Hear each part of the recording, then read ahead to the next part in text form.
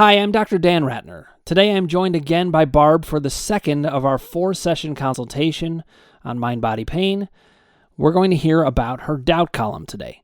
If you haven't already, click subscribe, ring the bell for notifications, hit like if you like what you're hearing, and put your comments below and I'll get back to you personally. Barb, it's so great to have you back. We, of course, did our session on the emotions column last week. And we're here again to start talking about the doubt column. And I do want to say again, I applaud you for being here because it takes a lot of bravery to share your story and open up with me and let other people see it too. So it's much appreciated. I think it will help a lot of people. But for now, we are here to help you. So let's review a little bit what we've talked about so far. Of course, there's the 3 columns.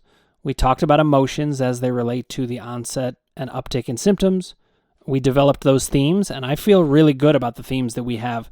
I wanted to check in with you about that first, to see if it made sense to you. Do you feel like we have the themes where they need to be and are ready to move on to the doubt column, or do we need to revisit anything? No, I think I can't think of anything else. You know what I mean? But I do think that it's something, as you said, you just got to constantly go back to and make sure. Some of them feel perfect, and then some of them feel like, I'll continue to think about them and work on them. But I can see that it's never going to be finished, right? It's not like you put a bow on it and it's done, right? It's just, you constantly have to visit them. Yeah, I think of it as like your map is kind of, it is a work in progress. My map too, I might say, oh, wait, this theme is bigger than I expected it to be, or I didn't actually get this one quite as much as I want. So I do keep working on it. But the nice thing is the map gives you a good base to work from. Mm-hmm. Yeah, and I think we did really well with that last time. Mm-hmm. So now let's get into the doubt column. Okay. So this is a reminder for you, but also for the people out there who are watching. The doubt column tends to relate more to the chronic conditions, the chronic symptoms that just don't move much at all, or maybe they move, but they're pretty much always the same patterns. Anything that is pretty consistent tends to have a doubt component to it, if not be driven by doubt entirely. I want to remind you also of 2 other things. There's 3 levels of doubt. There is doubt as to whether this is a mind-body issue or not, where you might be thinking, I don't know, maybe there's something structural. Then there's people who feel that, no, I'm certain this is a mind-body thing, but I'm not sure how far it goes. Is there a percentage that this is mind-body? Is there a percentage that's not? Those doubts can play a big role too. And then there's the 3rd level of doubt, which is I'm totally on board. This is a mind-body issue. I think mind-body issues can go the whole way. We can get rid of this, but I'm not sure I can. I'm worried there will be something wrong with me or my setup or the way that I'll work with the information you're bringing me, whatever it is. There's going to be doubts about the self that everybody has. And you can have all 3 levels of doubt. My job is to go through and get those doubts articulated. And I know you did some work on this, so I'm going to hear from you first on that. But our job today is really to get the questions out on the table. We might answer some of them. We might not answer them today. But anything we put out there, the goal is to answer it to your satisfaction so that you can put it to rest. And I want to encourage you this, when I give you an answer, if it's a partial answer for you or doesn't totally work, you got to push me back, because the whole idea is for this to make sense to you. It really doesn't matter what I think. What I think is helpful information, but you're going to walk away from this meeting thinking what you think. So that's what we have to work with. One last thing to remind you of, and then we'll get right to these questions. Doubt comes in 4 basic forms. The most basic form is just a lack of certainty. That's the definition of doubt. But there are questions. Any question you have, I consider to be a doubt. Mm-hmm. Any confusion you have, I consider to be a doubt. And any fear that you have, I consider to be the emotional form of doubt. And I want to encourage you something. Normally, people have hundreds of these. Hundreds. And just like with the emotions column, we're not going to finish the column today. We're going to get as far as we can on it. I'm going to show you the ropes of how to use it, to ask the questions, how to start getting them answered using science and logic. And we're going to start finding out what works for you, which pieces of the puzzle really hammer doubt where you need to, because I was just working with somebody this morning and I had to say to them, listen, we're never finished working against doubt. I combat doubt every day, but doubt is cowering in the corner. It doesn't have a lot of room. But I do work on it every day. And it could be that it never really gets me at all during a day, but I know to be looking out for it, because it will try to creep back in any way that it can. So let's see if we can get it kind of explained and articulated for you so you can know where it lies. Then you got an advantage against it. Sound good? Yes. All right. So we can start in one of two ways. We can actually start in multiple ways, but I have two ideas. One is you may have made some notes on this. And if you have, we can just start there. The other is if you wanted to do it in a more kind of organized, structured way, we could just start on level 1 doubt, crank that out, and then move to level 2, and then level 3. Well, of course, my notes are organized that way. Of course they are. I should know. I should know that about you. Yeah. So I have 1, 2, and 3, and I have notes about each. So let's just do it. So we'll do it both ways then. Right. Tell me what you have articulated in level 1 doubt. We're just going to start there. A reminder to everybody out there, again, that is the doubt as to whether a symptom is a mind-body symptom or not. Right. So to me, that first level of doubt, like I'm also answering, let me answer it almost like two ways. The first part is, do I believe in the mind-body process, right? And like there is like no doubt, right? I'm almost like a pontificator of this. I've actually helped 2 people in my life. One very dear friend had fibromyalgia when I found out about TMS. She was going to the Mayo Clinic. She was just about to get in a wheelchair. She's absolutely fine. And she just thanks me. You know, we just have a really special relationship now, and she thanks me. So, and then I helped someone else very just casually mentioned it, but then he come back to me and said that he's so grateful with back pain. So anyway, like, is this real? Like the whole mind-body process, like that to me is like the highest level of doubt, right? So there's no doubt for me, right? Because I've seen other people. I've also had, and I said this in the last time, so I won't go into it, but I've had some things that I can't even believe went away. Like they weren't even things I was working on. That's what's actually kind of depressing. My allergies, I had things where my arms were going dead, right? And so I just believed that they were TMS and they went away. And not right away, which I want to talk to you later about or get into about TMS, where none of my symptoms have ever gone away, you know, I say magically or immediately, right? It takes a long time, but the fact that they go away or that allergies were there my whole life and now they're gone makes me know, right, that there's that there's a mind-body process. So that's my highest level of, you know, do I believe that this could be? And it's like, absolutely, right? I have too much proof not to think that. Yep. So now it's almost like, but my particular symptoms, right? Do I believe they are, even with that underlying? The only doubt I really have in this place is, or that, you know, level 1 is sort of, I told you last time I was born with this hip dysplasia. And even though I have evidence in myself that it is TMS, because it's not all the time. It's not constant. It's not, you know, all the things that would make it be something of an injury. But you have to remember, like, I was born with this and had doctors when I was a very, very young child say to my parents, oh, she's going to need hip replacement by the time she's 20.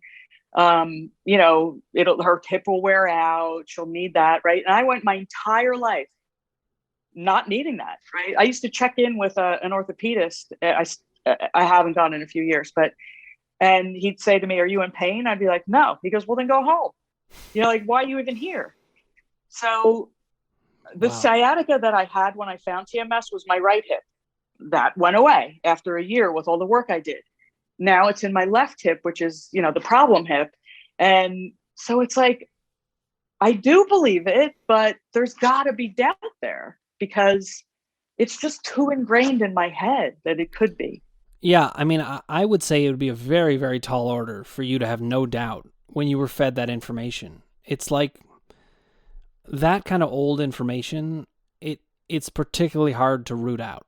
You have most of the ingredients to get rid of that doubt, but it's not quite there. And what I can do is help you get that more articulated. So let's think about what's perpetuating that doubt. Why do you still potentially believe that? And I don't even expect you to have the answer. I'm just asking the question that we can look at together. Let's think about why. And I'll give you some examples of what it could be. It could be, is it really possible that they were that wrong about everything? Or is it possible that they were right, but I just have overcome it? Or we need to think about what kinds of explanations are you putting out there for yourself, because they're there. Well, I'll tell you what, because I have this issue, whenever I've seen it in someone else, or I've seen people like with a hip, actually not even just exactly what I have, but a hip thing. Like I always, this is more fear than doubt, but I always look at them like, oh, I can't walk like that. Or, oh, I don't want to get to look like that point.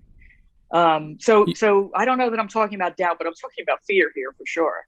Well, and fear is a doubt. And I really like to highlight that it's the emotional form of doubt. It's like doubt without the thinking.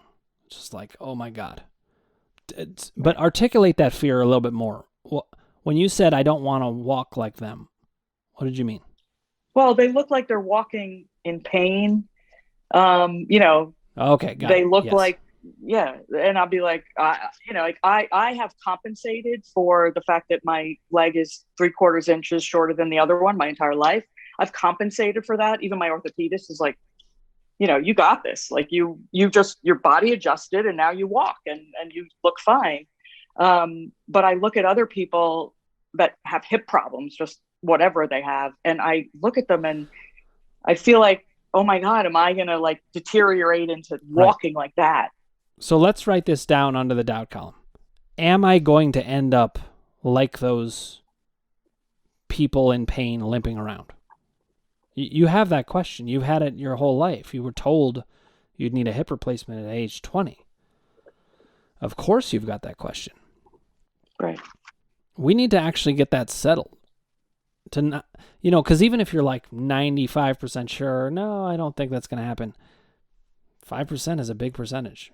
It's a big percentage to be left wandering around. I mean, even if it's 1%, who wants to have that fear? And that fear is fuel for doubt. It can come right in and utilize it. So, I mean, I'm going to give you my answer right now. What I say, though, isn't going to instantly change your mind, but we do need to think about it. I will say whatever those doctors thought was going on clearly has to be wrong. It didn't play out at all the way they expected in any way. Mm-hmm. And so there's no reason you would end up more like that than anyone else. Not to mention the fact that those people who are limping around, almost all of them have TMS. They almost all of them have a mind-body issue anyway. So you're not even looking at what you think you're looking at. Right. There's nothing to fear here for any of us but fear itself. I mean, I guess trucks hitting us, that also is something to fear. Mm-hmm. But those are things that we know about. They happen, and then people even heal from them. So I want to put in the perspective as the people you're worried you're going to end up like are just people who don't know about the mind-body experience. If they did, they'd be free of it. Right. Nobody's got to be limping around for the most part. It's very, very rare and for very rare conditions. And you don't have that. Now, I know me saying that isn't automatically going to tell you that. But this is the kind of thing that I do when I counter my own doubt. So I'm just lending you the thought process so that you can really hammer it. Instead of asking, am I going to be like those people? We go a step further. We say, but who are these people anyway? Why are they like that? Why would I have to worry about that? Why would I have to trust these doctors who blew the diagnosis so badly anyway? Mm-hmm. That's not going to stop you from doing it necessarily. Doubts are not rational a lot of the time. Right. but we're going to use rationality and logic to combat it. So the kinds of things I just said now, you can use those as weapons against that particular doubt. Right. My question to you is, how effective was what I said, or does it need to be tweaked in some way? Does it feel like anything that I said would move you towards more resolution about that question? Well, I've actually never really looked at someone and said, oh, that must be TMS. Right. I go right to the fear instead of even contemplating that, oh, those poor people, they have TMS, like I should, help them. That's why I said, well, but not so that you have the burden to help them, although you could. Right. But more so that you can be free to look at them and not be so terrified. Oh no, I'm going to end up like them. Even they don't have to be like them. Right. Yeah. If we get this message out to enough people, they won't be. Go ahead. Right. No, I was going to say, so there is I go to a TMS physician. I went to him initially and he diagnosed me. And then I actually went to him in January again from the fact I'm stuck. I should, here you go. TMS sometimes is too many shoulds, I heard. Right. But I should believe him because he looked at my x-rays. He looked at my MRIs. He said TMS, and I guess I'm just stuck on this. But there really is no should, because you have to work with the mind you have. Right. The fact is, you don't yet believe him. Right. And there's nothing wrong with that. You would if you could. You want to. Right. What I think we need to do is find the language that helps you be convinced that actually it really is true. Right. I mean, if you think about it this way, why would anybody just believe somebody? Especially somebody who's been through as much as somebody like you have, or I have, or many of the people out there have. Why would we just believe somebody? In fact, we've been told all kinds of things that turned out to not be true. So that makes us doubt even the good guys. We doubt everybody. I doubted everybody. One of the reasons I came up with this column was I was like, I don't know who I can trust at all. Ultimately, I realized, that's the problem. I can't trust anybody. So I'm going to have to use science and logic. I can't use a given person. Don't even use me. Use science and logic.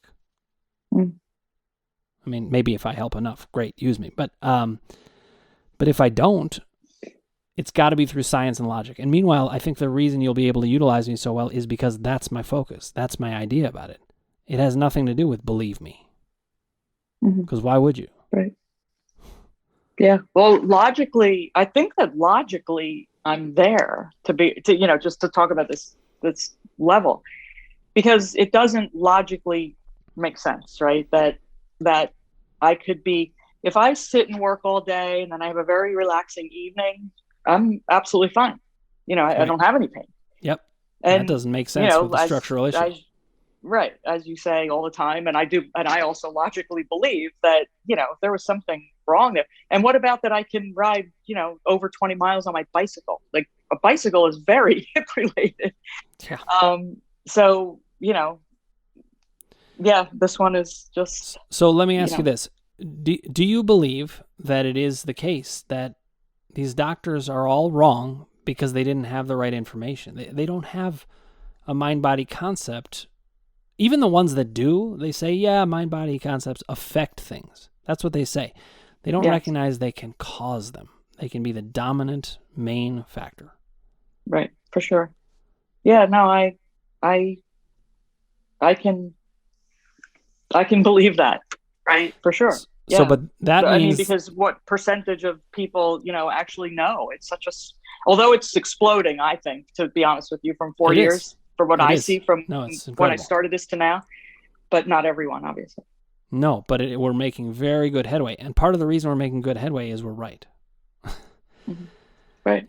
If you look at it long enough, everybody's going to see we're right about it. The other theories don't make sense. This is another thing I use against doubt. I look at those other theories critically, and I think, how does this add up? So, as an example, people say, we weren't meant to sit for long periods of time. That doesn't make any sense for multiple reasons. But one example is evolution.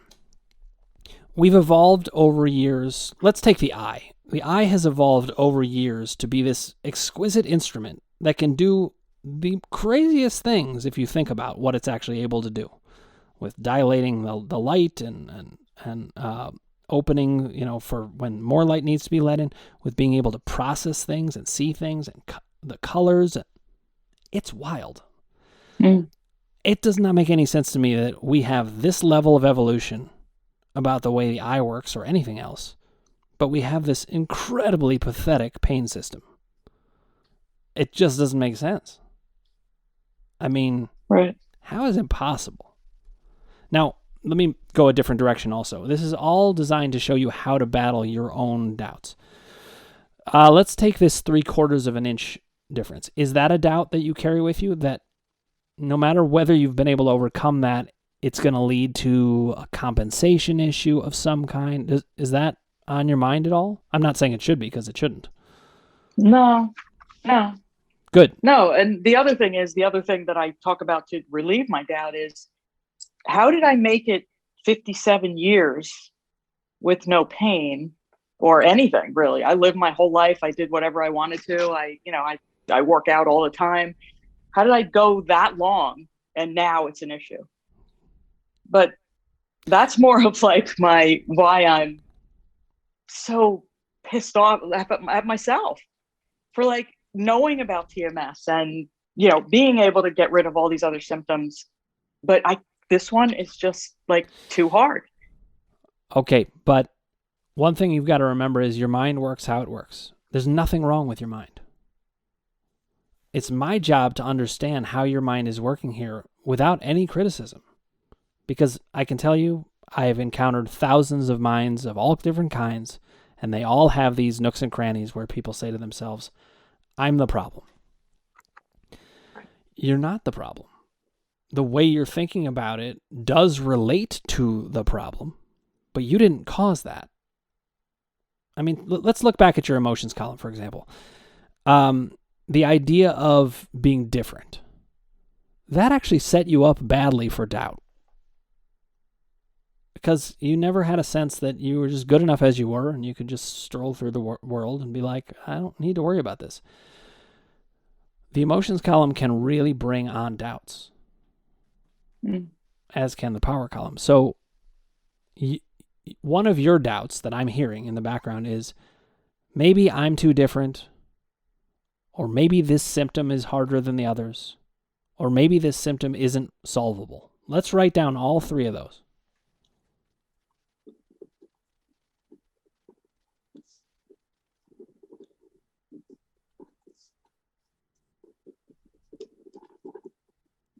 Okay. Did you get them all? Mm-hmm. All right, it was a mouthful, so I was worried I gave you too much there. So this is how we get these articulated. Look at what we just did. Just in talking about this one thing, we have 3 doubts just out there. Right. Let's keep talking about it. Let's get more out there. Are there other kind of level 1 doubts? It sounds like the hip issue is the one that you think, is it possible this isn't? Well, let's see if we can get so that. it seems like, these are so tied to symptoms. So the only other symptom I really have is my feet are numb. And this is where, like, just to give you a tiny bit background, because I think it helps. This one is where it all started. About, 12 years ago, my toes used to get numb when I worked out. Then my toes and maybe my forefoot got numb when I worked out. And then slowly over time, that it was like my whole introduction into all the symptoms I had. I mean, I didn't even say this last time. I was on disability. I had the feet were painful and numb. My right hip was killing me. My back was killing me. I couldn't work. I couldn't sit. I was on disability for 4 months. And anyway, it all started with those toes. And so that's the symptom that started it. And that's the symptom that I still have. And so I say, like you hear, I believe it started all the TMS. I believe this was my entry, but like, why is that one so stubborn? It was the first one. Like, why that one? Let me articulate the doubt this way. And you tell me if this feels right. if I wasn't able to conquer that symptom, isn't it possible that I now won't be able to conquer another symptom? Right. Exactly. That's what I'm saying. Okay, write that down. That's perfect, and it's important because what it shows is one doubt can lead to another.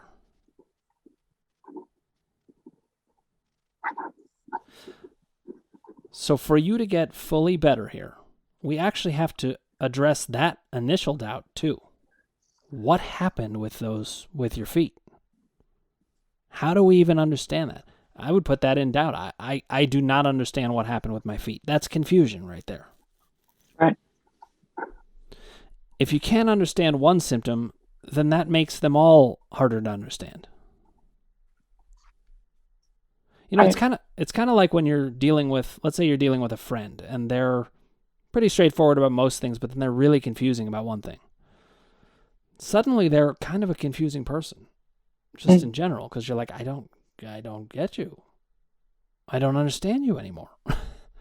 So right. It is really important that we note one doubt can wreck everything. Yeah, because my feet, just to say, it's not pain. It doesn't stop me from walking. Like, it's almost like what is it trying to tell me here?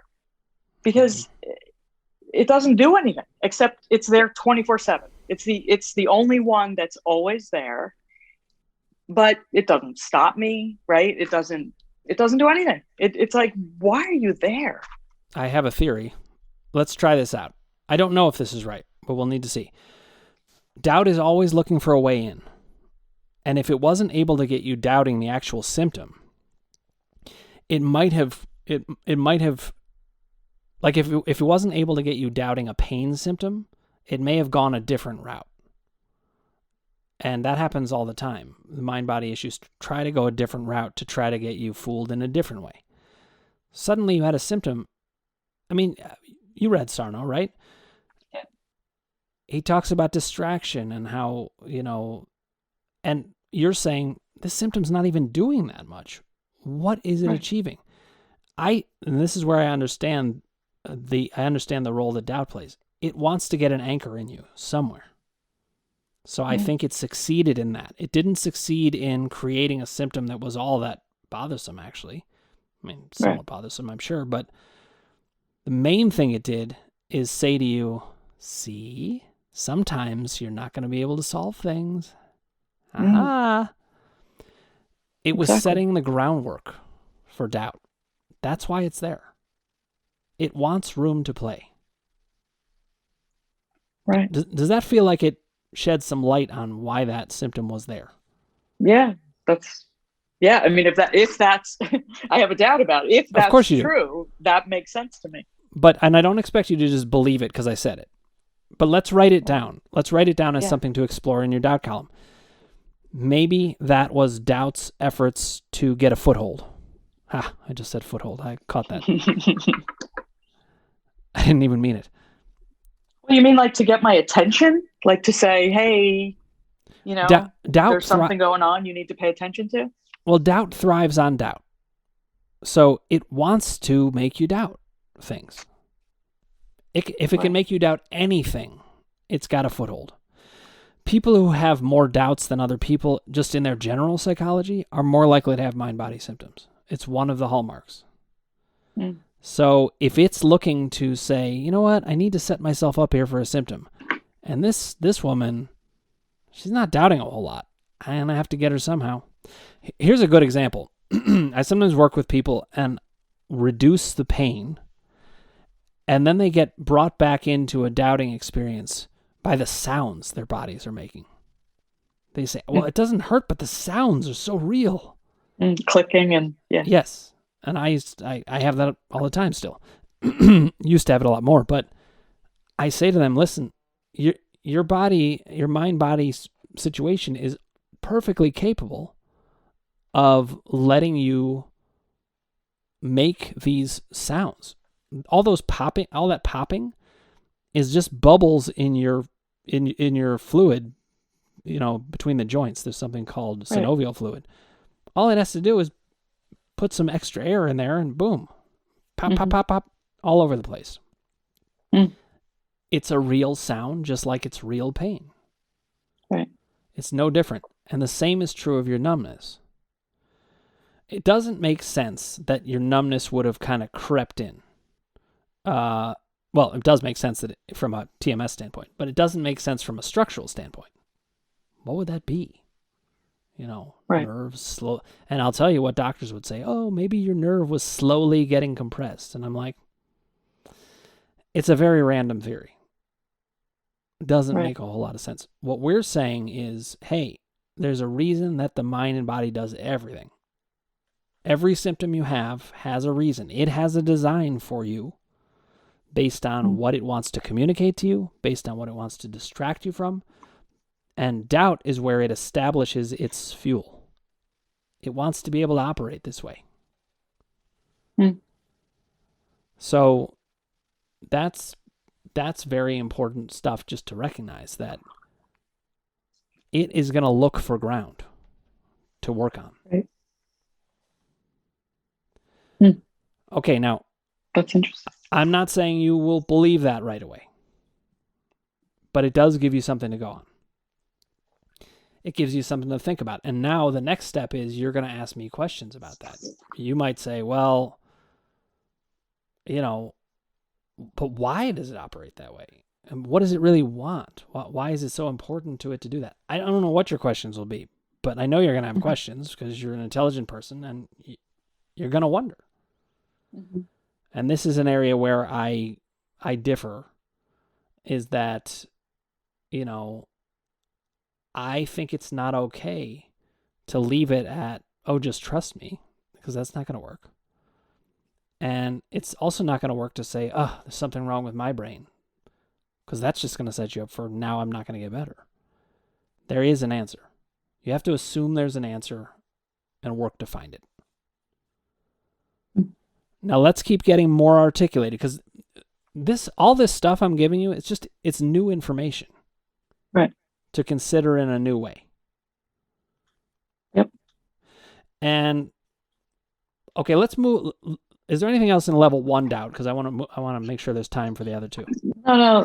That's the majority, I would say, from everything. Yeah, I thought about it for a long time. So the only thing that I would add is that we may need to address the numbness in the feet, because it can't. If we can't conquer the original symptom, then maybe it has a lot of room to run. So that might be something that we address some more when we get to the action steps about the doubt column. All right, let's shift to the second level. Okay. The second level, again, is kind of how far does this go? And is there some limitation in what can be cured or gotten better among mind-body symptoms? Do you have any belief in that? This is separate from you. Right.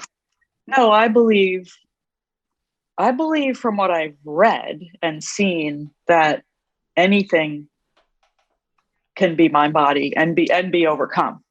I mean, I've taken this too because I've been reading so much and learning so much that, there are people, Anita Morjani, I believe it is. And I have someone personally in my life that used their mind to actually get rid of cancer. So amazing. I've seen it. I mean, I do believe that. Now we're going to say, do I believe it for me? We have to talk about that. But do I believe that mind body can cure anything? Absolutely.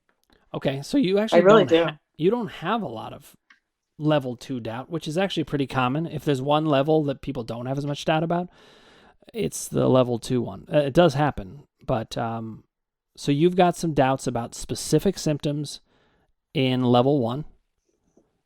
And now let's jump to level 3.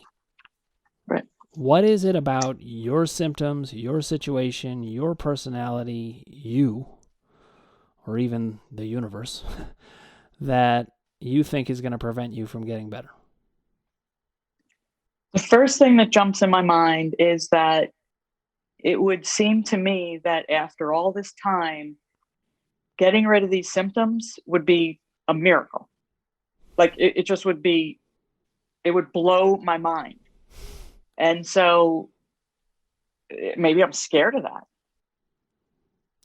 Tell me more what you might be scared of, because fear is one Like, of the categories. yeah, just like, what would it mean? It- That would be scary. Something scary about it. what would it mean? It would, I don't know how to say what would it mean. It's just that it's unbelievable to me that I could be that powerful. I don't know how else to say it. Like, it's unbelievable to me that I could do this for myself. Okay, so here's a doubt as I'm hearing it. Can I really be that powerful? Right. Now, that's this exactly why, I'm so sorry, but that's Okay. exactly why I connected to you. When I found your podcast and you talked about that power column and then all your columns, it was exactly why I was like, oh my God, this guy, for all I've been through and all the money I've spent on this, like, this guy, like that, I never heard that before. Mm-hmm. And so this doubt I'm telling you about is exactly what like drew me to you, because it was like, that's what I don't have. I don't have the confidence or whatever, like you say, there's different words for it. I don't have that. Like, I'm almost losing it. I'm losing it over time. Yep. So I think there's a doubt. Can I actually be this powerful? I think there's also a doubt. Am I becoming less and less powerful? Yes. That's there too. Now, this all fits with the power column, but it's in the form of doubt. Right. So we'll look at this in the power column next week, but this is doubt. It's doubt about power, but it is doubt. Right. Okay, Yeah. I also heard you say, is it possible that I could really get better after all this time? So there's something about the time duration that is a doubt as well. Not at all atypical, but I just heard that. Yes, and for I sure. want to get it written down. And it's not the neuroplasticity, like you say, that's kind of typical in people. It's not so much that I think that that's so ingrained. Like, I'm just saying, like, that one isn't for me. That doesn't connect to me. I do believe, things can change. I do believe, though, that from the symptoms that I have been able to get rid of, that everything takes time with me. So I don't know but that's a doubt, but it's almost like a belief I have about myself. Oh, it is. That no matter what, it's going to take time. So I would say I would say this is a doubt. You think of it as just the truth. But this is where challenging doubt is important, because sometimes we take something as truth that actually isn't necessarily, even though you have lots of evidence of it. I would say you have a doubt that goes along the lines of this. Everything takes a long time with me. Mm. So that makes me more worried that it just will either take too long, or maybe the people who work with me on it will get frustrated, which is not the case. Or maybe I will lose my patience. There's something about how long it takes in your mind is in there. Yeah, Now, for sure. I want to give you, though, a partial answer to that. This is just a partial answer. You have never gotten the chance to live a life not thinking that everything's slow with you. You've lived in that belief system. So you actually don't know what it would be like if you challenged yourself to think, maybe that was a myth. Maybe that's how I always thought about myself. It reminds me of, like, I have a cousin who I'm very close to who had a learning disability, and he always thought of himself as not smart. And he's completely smart. He's as smart as I am. But he doesn't think of himself that way. So he's gotten better in his thinking. But he'd never had the chance to challenge, maybe I'm not actually like this. Here's another example. I used to be really shy. I'm sure I don't seem shy now. I'm not shy now. I'm really not. Mostly. I mean, everybody can be. But I was really shy as a kid. That's what my belief system was about me. So you have a chance here, and this will be more power column work, but I want to show how it works with doubt. You have a doubt as to whether you could change who you are. It's not even a doubt. I don't even think you ever even thought about it. You would have to tell me. You know better. You know much better than I do. No, you're exactly right. I I believe, I'm even thinking of like other things. Like, I believe this is who I am. This is how I am.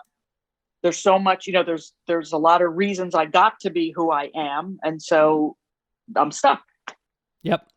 So our belief in our own stuckness is part of doubt. It really is. And I would say that what we need to do to get to certainty is we actually have to make something. We need to make some things that we thought were certain. We need to actually make them uncertain. We need to call them into question first to get the doubt on the table. So I would say one thing we maybe have achieved today is we now have actually called into question something that was never called into question before. At least not to my knowledge. It's possible that you, in a therapy session or yourself or something did, but I would guess not, because everybody carries a belief system about themselves that is very rigid and not true. We are moment-to-moment beings, even in what type of person we are. You can have a person who's really uptight decide, I'm not going to be really uptight during this moment at all, and then they aren't. Or you can have somebody who's really afraid feel, for the first time in my life, I'm really not. And this is power column work, by the way, what I'm saying, but it's how the power column can be used in the doubt column. Okay, this is all good information that we're just getting out there, taking notes on and exploring what there is in doubt. And I think you can see there's a lot in here. You've been carrying a lot of doubt with you. And it makes sense to me why it has been lingering because of that. So what else about you? Or your setup, or your symptoms?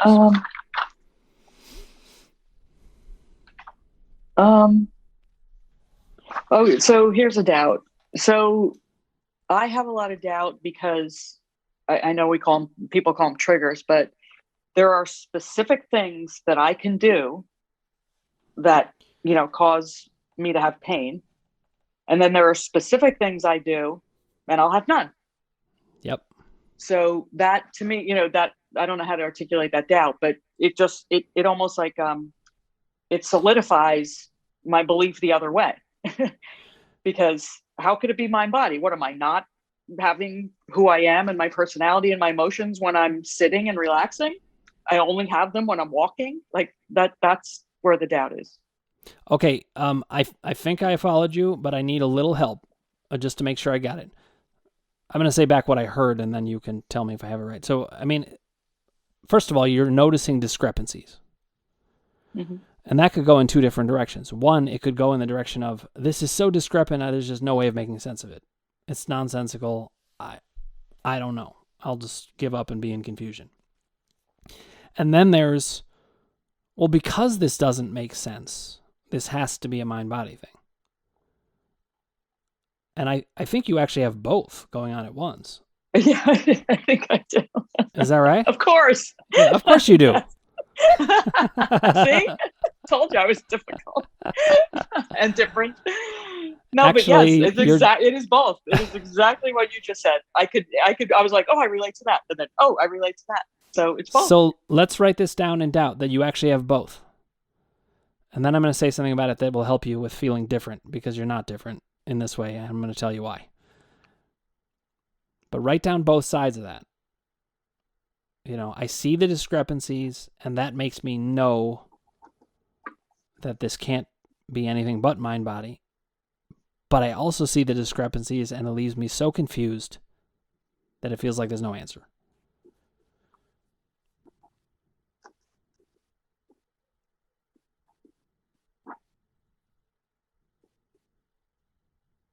Now, first I'm going to say something to you about why you're not actually as different here as you think you are.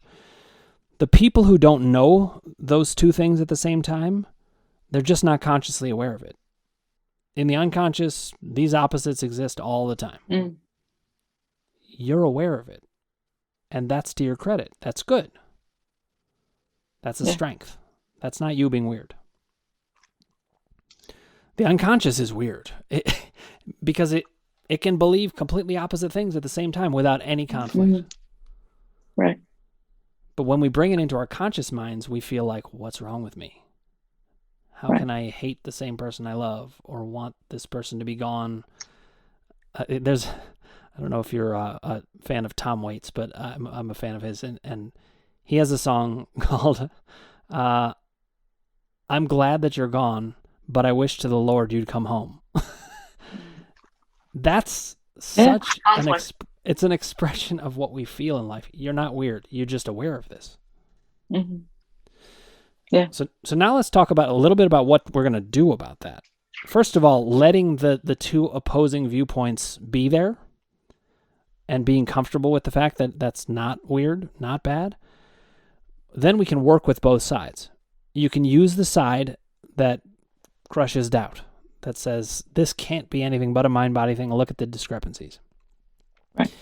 When it comes to the confusion, though, that really is my job. It's my job to walk you through this and show you, no, it does make sense. Like the numbness, for example. I know I'm right about that. I know how these things work. I know that doubt is looking for a foothold, to use a funny pun on that. It is looking for a way in. That is why that happened. And me saying it doesn't make you believe it, but the more I say it to you, the more you'll reflect on it and think, I don't see any holes in this theory. Mm. And it really is. It's my job to have a theory with no holes in it. Which is why I answer so many questions and why I've asked so many questions. You can't get a theory with no holes in it without asking questions. Right. So we can use both sides. We can use the side that can shut down doubt, and we can use the side that has doubt and get it articulated and start to look at, well, how does this make sense? I'll give you an example of how it does. It's all about triggers. You believe that you have pain in certain situations, not in others. The situations where you've had pain, it's a lot of history with having pain. Mm-hmm. So it's a trigger. It's like people who have nighttime symptoms but not daytime symptoms. Nighttime is a trigger for them. Mm.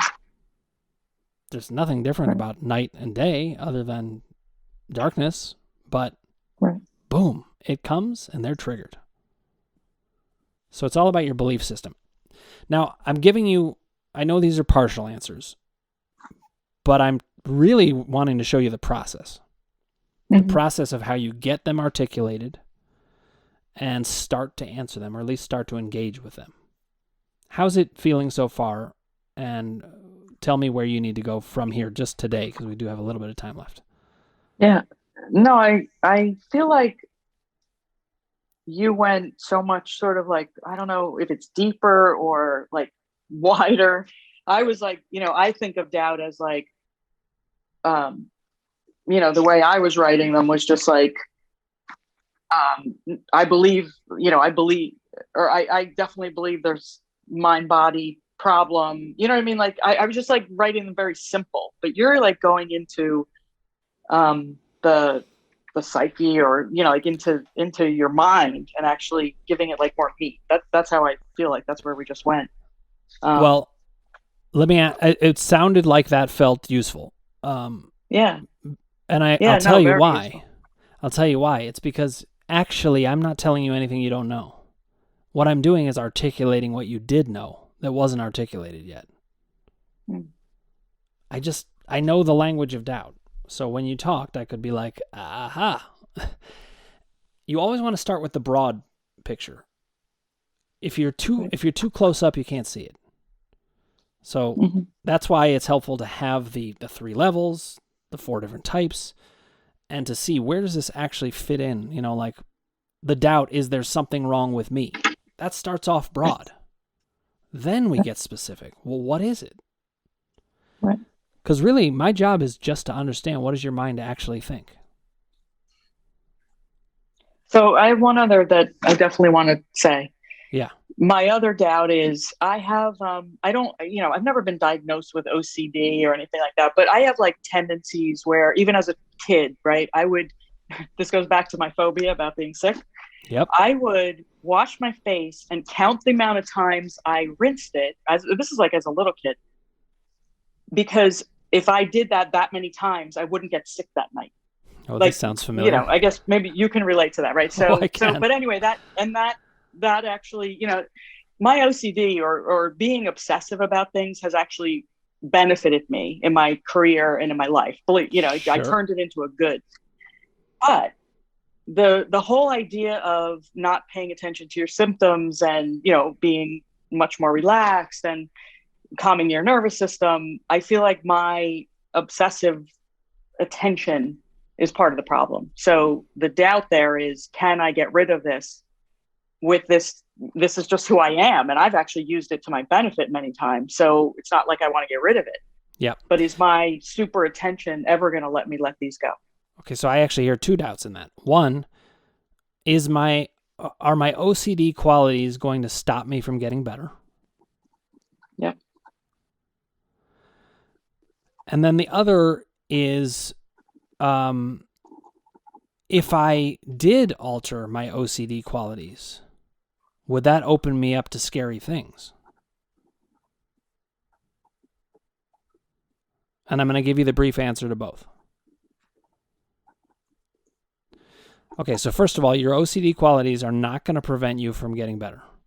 We're going to use them. We're going to use whoever you are to find the pathway that works for you. There's nothing wrong with you. There's no setup that anybody has that gets in the way of this. What we have to do is adapt you to the system, or adapt the system to you, really, and make it work for you. You don't have to become non-OCD. In fact, as you just said, it has been a huge advantage to you in a lot of ways. It can be in this way too. I'm OCD. I have just created a system with the columns that other people weren't able to do because they probably weren't OCD enough. That's probably why. Right? So there are advantages to how you think. Right. We're going to use those. Okay? So that's one thing. The second thing is you don't have to stop being who you are. The solution is not to be different than who you are. So you don't actually even need to stop being OCD and then worry it's not going to be safe. And there's a third answer too, which is when we get power column work done, you're going to feel safer then, because that's what the lack of safety is really about. There's a lot more to say about all of it, but do you see how it's a dialogue? We get your questions articulated, and then we start, looking it over from a scientific, logical standpoint. And eventually, the reason it works is I'm bringing out new questions that you hadn't articulated. Right. Everything we covered, I'm sorry. Yeah, go ahead. Everything we covered, I feel really good about, but the previous one before the OCD, the one where you pointed out and I said, yeah, I'm different. That almost like the trigger one, that's the one, like I'm feeling like that's the biggest one. That's the one. I feel like I'm so, I got like a very different, like even bodily feeling about that one. Like that's important information. That's a big one for me. So I think that there's a question in there. And the question is, am I so different that it just can't be conquered? And listen, I can tell you that the answer is no. That's not going to be a problem. But it doesn't matter what I say yet. I'm glad you voiced how different that one feels, because what it shows is that one is commanding a lot more power. We're going to need to spend more time on it. We're going to need to get more specific about what questions come up about that. So underline that one. And this week we're going to dive more into it, when we talk in between session. Talk meaning just, our texts or emails, whatever we need to do. Because remember, this consultation doesn't really exactly end after the 4 sessions. It's about getting the map down, getting the questions out there, getting it organized so that you can then start to work on it on your own and then use me as a resource. So we have a really good map going, but it's very important what you just did. And I applaud you for it. You said, hold on. If I'm talking to you honestly about doubt, I got to tell you, this one feels like the biggest landmine of all. Good. I'm not good that it's a big landmine, but good that we've identified it. Right. So let's keep working on it. Now, next week, we're going to get to the power column.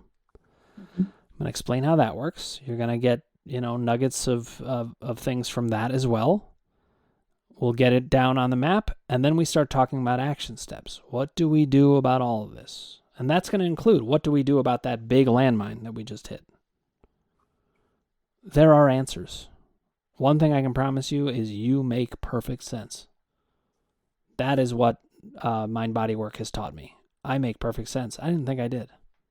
My body's the one who told me I did. Good job, body. Okay, Barb, so anything else before we stop for today? No, the power column I've been looking forward to that. I feel like that's like the new thing for me, the new added information. And I have your PDF, so I'm going to do my pre-work again. Great. But that one is it's almost like, I feel like that's going to be so big for me because I don't know. I don't even know where to go with it, but I'm going to read everything. Look, I know you well enough to know. I think that it is. I think the power column is going to be the thing that you hammered out with the most. Once you realize how you can be powerful in ways you didn't think you could, it's going to be big. So I look forward to getting to that next week. Okay. All right. I will see you soon. Thank you. Okay, Barb. Every session is its own pleasure. I'm always fascinated, and it's one of the reasons I love this work, including short-term work. I get to meet more people and learn about them and what makes them tick. And Barb is a pleasure to work with in a number of ways. But one of them is that we could identify some of the things that she sees as her weaknesses and note they're actually strengths. That OCD stuff that we talked about at the end, she does the work in between the sessions. She just goes at it. And I do want to say, if you don't do it that way, that's okay. You've got your own strengths. I just wanted to note something that she's bringing to the table that really is going to do well for her, because she's not looking at me to give her the answers. She's looking at me to give her ways of thinking about it and organizing it so that she can then go organize it for herself and do that work. And this is one of the main reasons she's going to do really great with this. I also wanted to highlight that we hit on something that I never would have expected to hit on. This happens in session all the time. And that was that first symptom of the numbness in her feet was truly a foothold that doubt was looking for. And you need to remember, doubt is always looking to creep its way in somehow, or to build a fort on the outskirts of town to have a place that it can get in. And we need to understand how it works. So I thought that was important to highlight. So much in here, but I also just hope it was helpful again to see another session where we go through and she would say things to me and I'd say, I hear 3 doubts. And I think you could see they were never really wrong. I just know how the language of doubt is, so I can hear what people say and I'm saying, okay, here's what you're doubting. And it was true. By getting these things articulated, then Barb has the chance to go over them scientifically and logically, with or without me. And it'll start to make sense. And it's very important that you feel that you make sense in your mind-body experience, because that's how you're going to get better. If you haven't already, click subscribe, ring the bell for notifications, hit like if you like what you're hearing, and put your comments below, and I'll get back to you personally. I do want to add, we finally have our website up and running. It's www.crushingdoubt.org, and on that site, you can sign up directly for the seminars or order the PDFs right there. That's the place to get them from now on. Just wanted to make sure you knew. Thanks for watching, guys.